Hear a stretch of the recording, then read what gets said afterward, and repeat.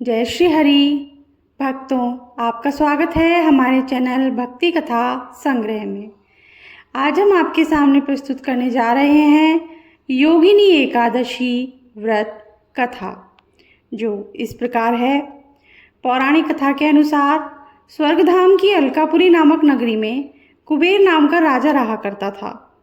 वह शिव भक्त था और प्रतिदिन भगवान शिव की पूजा किया करता था।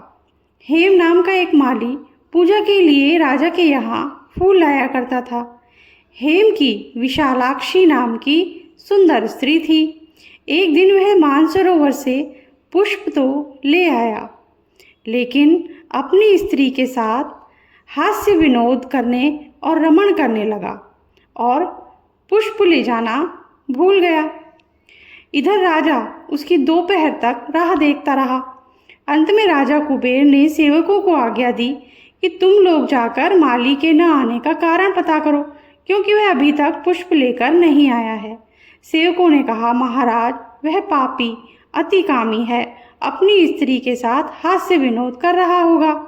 ये सुनकर कुबेर क्रोधित हो गए और उसे बुलाया। हेम माली उपस्थित हुआ। राजा कुबेर ने क्रोध में आकर कहा, तूने मेरे परम पूजनीय ईश्वरों के ईश्वर श्री शिवजी महाराज का अनादर किया है, इसलिए मैं तुझे श्राप देता हूँ कि तू स्त्री का वियोग सहेगा और मृत्यु लोक में जाकर कोढ़ी होगा।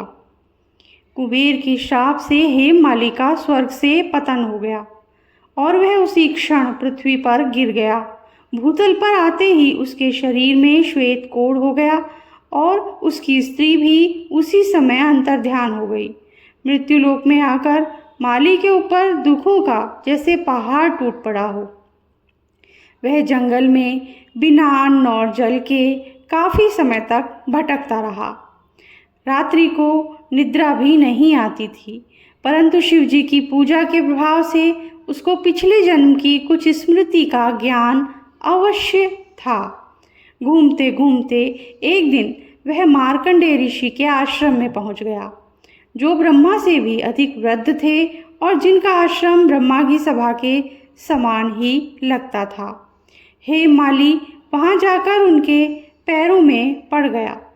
उसे देखकर मार्कंडेय ऋषि बोले, तुमने ऐसा कौन सा पाप किया है जिसके प्रभाव से तुम्हारी ये हालत हो गई है? हेममाली ने ऋषि को सारा वृत्तांत कह सुनाया। ये सुनकर ऋषि बोले, निश्चित ही तूने मेरे सम्मुख सत्य वचन कहे हैं, इसलिए तेरे उद्धार के लिए मैं एक व्रत बताता हूँ। यदि तू आषाढ़ माह के कृष्ण पक्ष की योगिनी नामक एकादशी का विधि पूर्वक व्रत करेगा तो तेरे सभी पाप नष्ट हो जाएंगे। ये सुनकर हेममाली ने अत्यंत प्रसन्न होकर मुनि को साष्टांग प्रणाम किया। मुनि ने उसे स्नेह के साथ आशीर्वाद दिया और उसे उठाया। हेममाली ने मुनि के कथानुसार विधि पूर्वक योगिनी एकादशी का व्रत किया। इस व्रत के प्रभाव से अपने पुराने स्वरूप में आकर वह अपनी स्त्री के साथ सुखपूर्वक रहने लगा।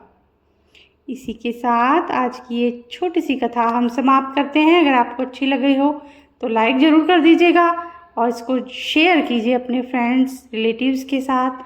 और अगर चैनल को अब तक सब्सक्राइब नहीं किया है तो सब्सक्राइब कर दीजिए, बेल आइकन प्रेस कर दीजिए।